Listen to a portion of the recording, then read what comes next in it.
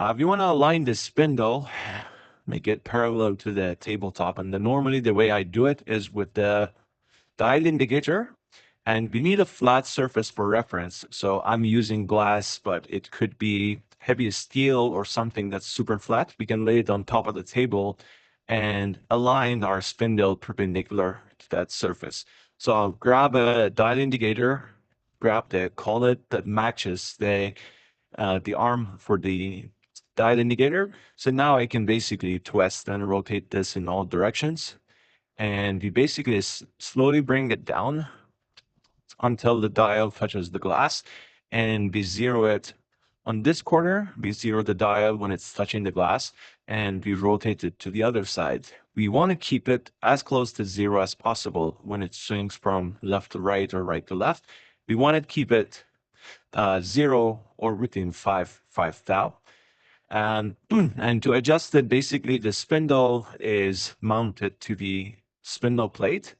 And the spindle plate, there's M8 holes or M8 bolts that are holding it. And most of the time, these holes are oversized. So we have a little bit of play that we can adjust and turn the spindle inside. So I'm going to show you how we do that. Right now, basically the dial is touching the glass on the left side and it's reading zero. So now I slowly move the dial to the right and see what kind of variation we get. So right now we're about minus 10, minus 11 thou.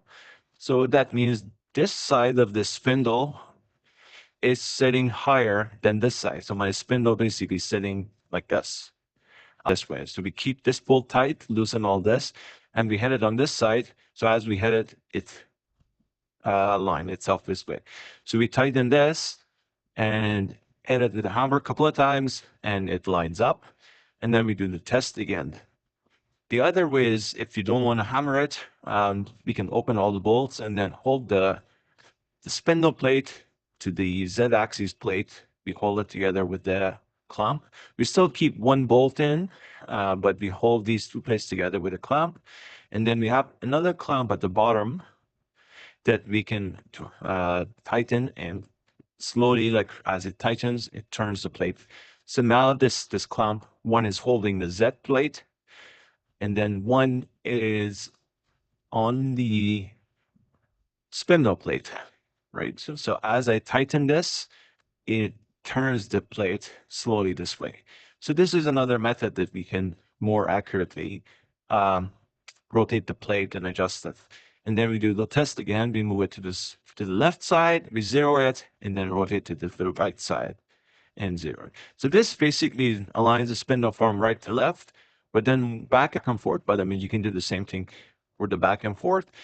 And if it needs to align back and forth, you pretty much have to shim underneath the spindle plate. We have to shim it with the 1 thou or 2 thou shims. You can put it on top of the bottom.